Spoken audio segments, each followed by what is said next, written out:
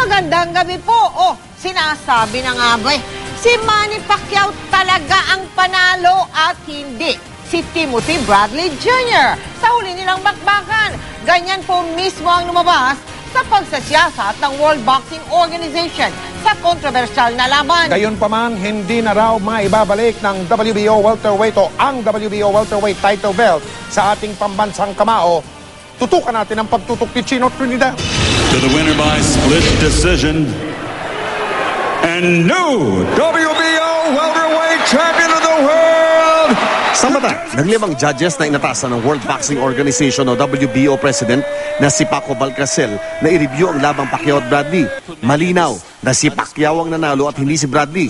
Sa muling pagsilip ng laban na naayon sa procedures ng Championship Committee ng WBO, ang score ng 5 independent judges ay 118-110, 117-111, 117-111, 116-112 at 115-113, lahat pabor ng 8th Division World Champion. Taliwas ito sa split decision verdict ni na CJ Ross at Wayne Ford na nagbigay ng 115-113 para kay Bradley at tanging sa scorecard lang ni Jerry Roth 115-113 nanalo si Pacquiao. Dahil dito, ang tanong ng marami, mababaliktad ba ang kontrobersyal na desisyon noong nakarang Hunyo 9 sa Las Vegas? Ayon sa presidente ng WBO, wala sa kanilang kapangyarihan na mag-overturn ng desisyon. Ang tanging pwedeng gawin ng World Boxing Body na nangasiwa sa kontrobersyal na World Welterweight Championship ay ang ipag-utos ng isang rematch sa pagitan ni Pacquiao at Bradley.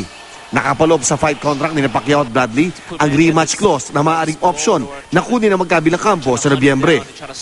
Ngunit, yan ay kung papayag at interesado pa bang labanan ng pambansang kamao ang Desert Storm.